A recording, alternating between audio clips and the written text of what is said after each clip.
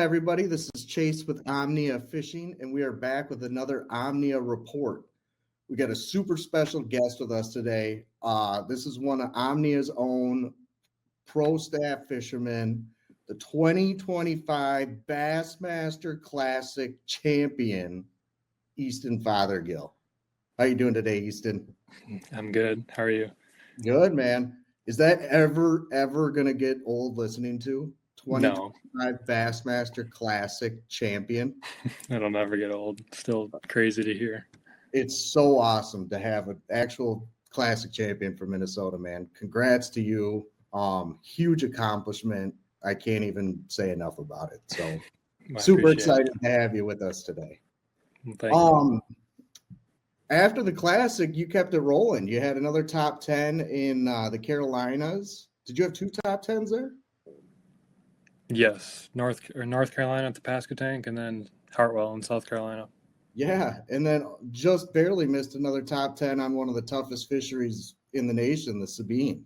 Yeah, no, it was a great event at the Sabine. Actually, right up my alley in terms of fishing style. You know, I love the grinder style events, the ones where it's more of a head game than anything. Those are my favorite ones. So barely missed it there, but still a great event. You know, I haven't had a chance to talk to you, but that's the one thing I keep hearing about you is how cool, calm, and collected you are able to stay in those grinder moments, those moments of pressure. And so, again, hats off to you, man. That's awesome. Appreciate it. So next up on your list is Tenkiller down in Oklahoma. And you were saying you've never been there before, have you? No, I haven't been there before. But yeah, I've been doing lots of research, trying to gather up fishing reports I can find, Google Earth, and also, you know, using the Omnia app to do more research. I guess we'll look into that. But yeah, definitely kind of in the research stage before we head over there, try to get a leg up on the competition for sure. Absolutely. Well, I've got the area kind of pulled up, and right now we're just looking at more of like a broader regional area of the Tulsa and Oklahoma stuff. And we got a few hot baits listed in there. Looks like deep diving crankbaits. We've got football jigs, big Texas rig worms, and then some topwater options too. So it seems like it's going to be kind of a variety of baits that might play on this lake. I mean, based on my experience, you know, I've got to fish a little bit in Texas now and also in Missouri, you know, not so much in Oklahoma, but it seems like Oklahoma is kind of the middle ground of, you know, your highland reservoirs and also your Texas lakes. I think it's kind of, you know, from what I've seen on Tenkiller, it's a lot of rock, you know, it feels like a highland reservoir kind of vibe. So obviously, if that's the case, definitely going to be a big jig bite, most likely. And also, you know, I'm guessing the fish will be post spawn, so that's when your poppers and that sort of thing really come into play. So, yeah, I mean, that all fits right with kind of what I'm thinking going into that event. Well, we can take a look at some recent water temperatures from Tenkiller. I'm just zooming in a little closer on the area. And the baits on my left here are kind of highlighting more this Tenkiller reports, and looks like you nailed it right on the head there with jigs, bladed jigs, some spinnerbait action. So, yeah, that should be a fun bite there. But you were talking about post-spawn, and it looks like already our temperatures are creeping into the low 70s in some of these creek arms and stuff. So when you guys get down, that's another 2-3 weeks for you? Yeah, 2.5 weeks, I think, before we get down there. So, yeah, I mean, with summer on the way for most of our country, you're probably looking at for sure kind of a post-spawn deeper bite then, wouldn't you think? Yeah, I'm kind of thinking it'll be, you know, there'll definitely be some fish set up on their summertime areas, but I think it'll be mostly a transition period of kind of from the spawning areas out to their offshore, kind of where they set up shop for the summer. So that's kind of what I'm expecting. Maybe a couple fry garters left, you know, kind of hanging around, but yeah, for the most part, you know, water temps will probably be in the mid 70s for the most part by the time we get there. So yeah, probably be a summer type pattern for sure. Nice. I was actually kind of surprised to see some of these water temps. I mean, we've had an abnormal spring up here, and we'll get into that in a couple minutes. But I mean, some of our water temps are almost creeping to that 70-degree mark too. So I was expecting to see some warmer stuff, and you know, maybe with the weather that we're going to be having coming up here, those temps will start creeping up on down there. And then let's take a look at some of the reports that we've got from Tenkiller. Now, Tenkiller's got all three species, doesn't it? That's got smallmouth, largemouth, and spots. Yep. So it looks like we've got some largemouth reports coming out with chatterbaits. Fish are sitting out in deeper, below grass mats. Do you know what kind of grass they've got in Tenkiller? I don't know. I guess I haven't seen much on grass. That'll be interesting to see what you find there.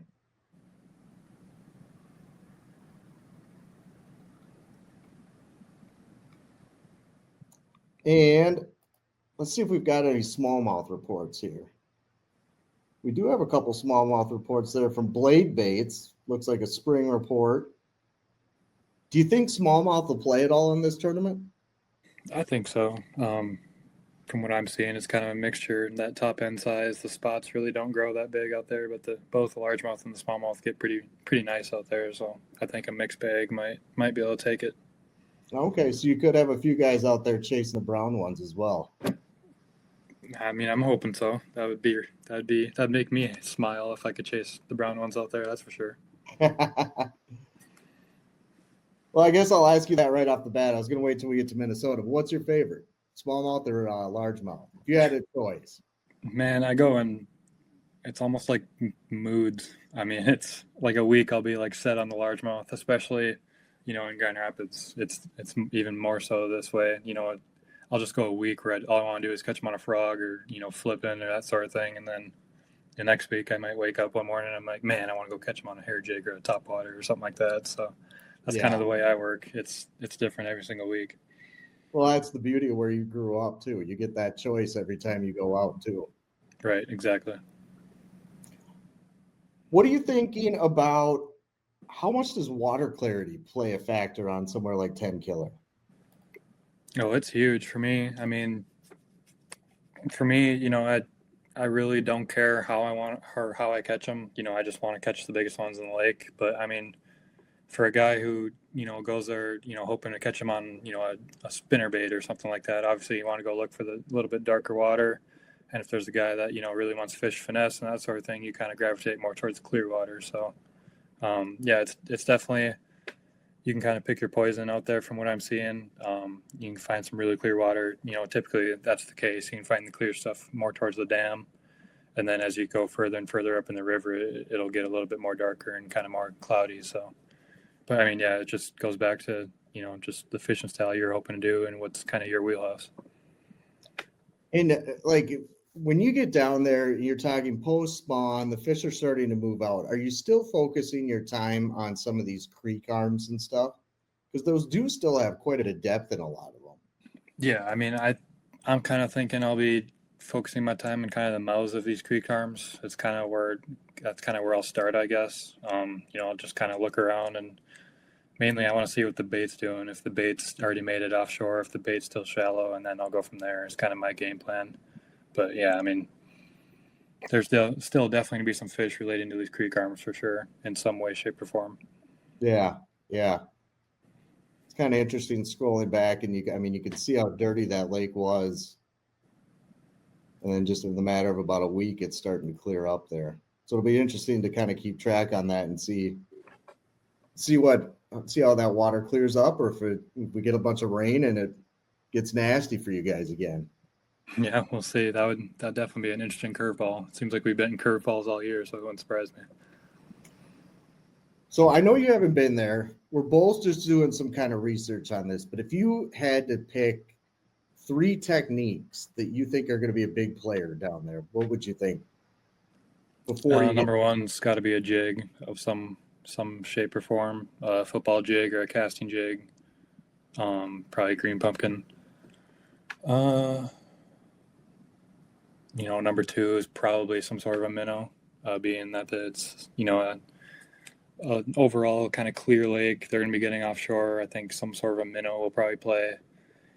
And then lastly, I'm going to go some kind of a topwater, either a walking topwater or some sort of a popper. I think is going to be, definitely for sure in the morning hours. Another thing you start to think about is the tail end of a shad spawn, seeing these water temps. If that's the case, your top waters is definitely going to be a deal. So that's kind of the main 3 baits I'm looking to kind of play in this event. Well, just looking at our techniques here that we've got on the website, we got football jigs, hover mid strolling, and then grass jigs. So you hit all 3. The only thing we were missing was top water in there. Yeah, that's definitely fits with kind of what I'm thinking. But yeah, I mean, I don't know what to expect. It just seems like a kind of a Highland Reservoir vibe, clear, pretty dang deep. So yeah, I mean, I've been to a couple lakes. I kind of feel that same way. I've been to Ozarks a couple times. I've been to Grand. I'm kind of thinking it should fit in kind of that mold. So I'm looking forward to it. I would think at least that it would, fit very well with the kind of that Grand fishery and how that fish. Cool. What do you think it's going to take a day to stay in contention in this thing? Is this a big weight tournament, or is this another tighter weight?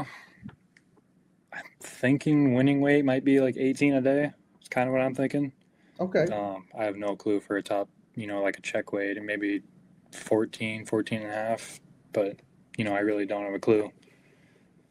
Well, this will be fun to watch. I'm excited for you guys to get down there.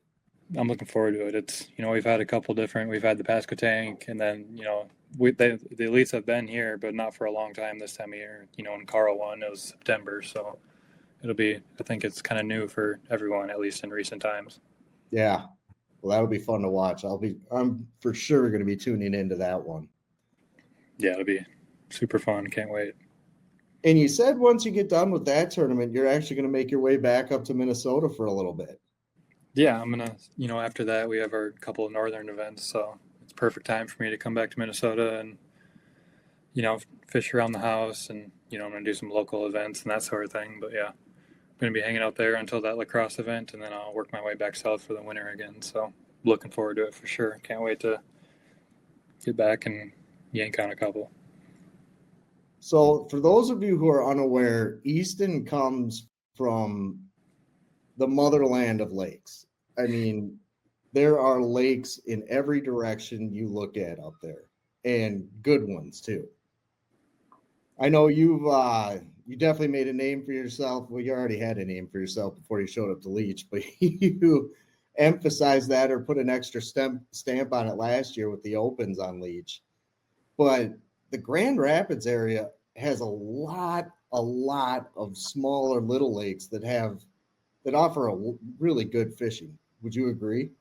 Oh, absolutely. I really didn't realize how good we have it in Minnesota until I came south. That's when it really opened my eyes of just how good the fishing is in Minnesota. It's really unbelievable.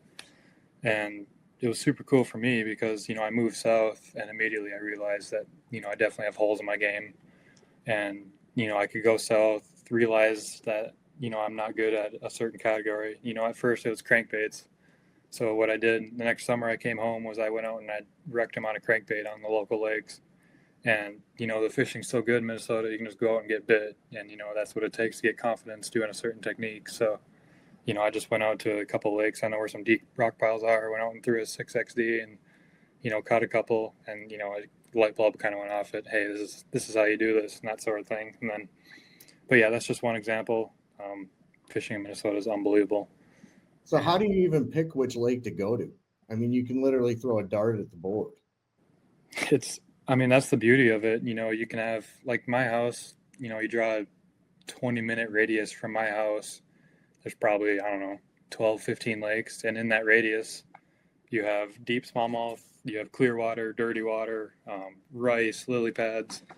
And, a lot of the lakes have a combination of all of the above. So you can really pick your poison in a very small area on completely different lakes. And I think that's why most of the anglers that come out of Minnesota are so versatile. They can do literally everything just because we have it all at our fingertips. Well, I don't even know if you've had a chance to check this out yet because it's pretty new, but we have included or added the Minnesota DNR survey results to our lake information now. And we actually have a way where you can filter this. So you might be able to find another gem in your area. or it'll give you a little more clear targets to throw your dart at. But looking at the map here, we've got red pins, we've got purple pins. So these purple pins, we can actually filter this down, and we'll go smallmouth because we're kind of in smallmouth country. But this lunker potential, if we click that on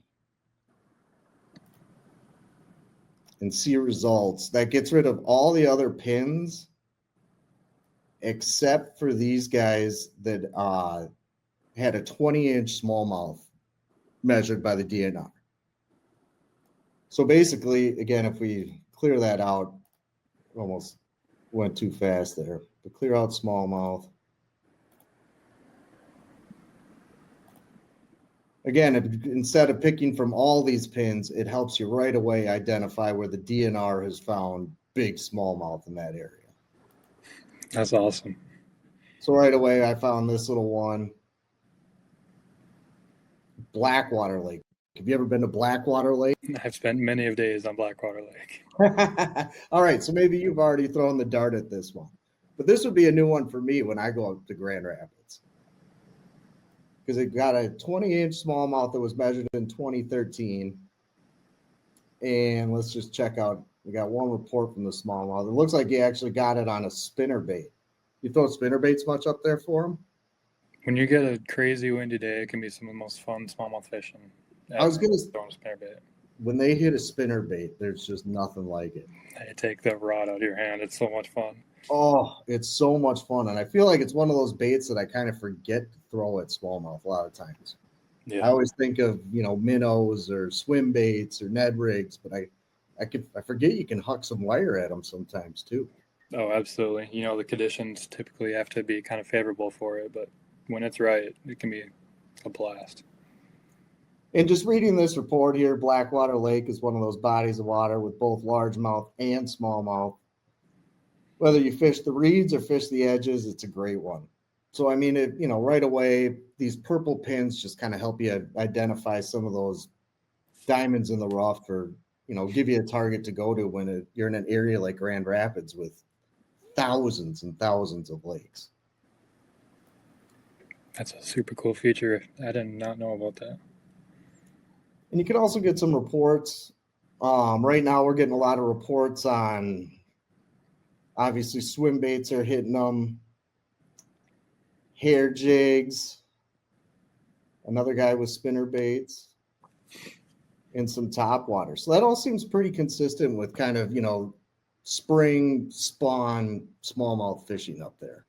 Yeah, I mean, that's definitely my favorite things to do is, just get up on a shallow flat and just bomb out a small swim bait as far as you can and start reeling it in. That's probably my favorite all-time way to catch a smallmouth. So definitely fits, and I agree with what we're seeing here. It's my favorite things to do and probably one of the most effective. And another lake I was looking at a little bit earlier is this Tenkiller or 10 Mile. Sorry, I got Tenkiller on my mind here. But they've got some reports again of smallmouth. And let's see what they say about the largemouth in there. Click on reports. Sparse reeds with shallow green weeds. Do a lot of the lakes up there have pencil reeds and emergent vegetation? Yeah, I would say the vast majority of them have some sort of emergent vegetation, for sure. Mostly pencil reeds, a lot of lily pads. Throw the vegetation layer on. And yeah, you can see a lot of these flats are covered in green. I'm going to say that's mostly pencil reeds out there. Oh, okay. And I know on Leech is notorious for being a pretty shallow water fishery for largemouth. Is that the case with a lot of these lakes up there too? Yeah. Or do some of these move out to deeper weed edges as well? It kind of depends on what kind of, a lot of them don't have the right grass for them to move out offshore. But yeah, most of them, I mean, all of them have a shallow largemouth population year round, but it's just, you gotta pick and choose which ones has a really good offshore bite. It's not all of them. Yeah. I'd say even kind of zooming in on this one, it almost plays into that more shallow flats with the baits. You got a lot of hair jigs, you got swim baits, not seeing a lot of grass jigs and stuff like that. Yeah, 10 miles. It's a really good topwater lake, and also a hair jig lake, like you alluded to. There's a lot of big flats out there. Like I said, you can just get up in the middle of them flats and just start fan casting and start catching them. Nice. Well, hopefully that get you. Obviously, you've been to these lakes. You already knew about these ahead of me, but this will give you something to play with when you get back home and kind of play around with that lunker feature and maybe find some of those hidden gems up here that are holding some of those bigger green and brown ones. For sure. No, that's a super cool feature that I did not know about. And yeah, looking forward to maybe even learning a thing or two about my area once I move back home with that new feature. So, but yeah, super Yeah, cool. well, right now it's only available in Minnesota. We are working with other states to gather the data on that. So sooner or later, you're going to be able to use this down home down in Alabama and all that good stuff too. That'll be awesome. I'm looking forward to it. Yeah. Well, Easton, thank you for joining us today. I appreciate your insight on Tenkiller, some more insight on this Grand Rapids area. And we're wishing you the best of luck in the rest of the Bassmaster Elite season, man. Awesome. Well, I appreciate you having me on. And yeah, looking forward to talking again soon. Sounds good.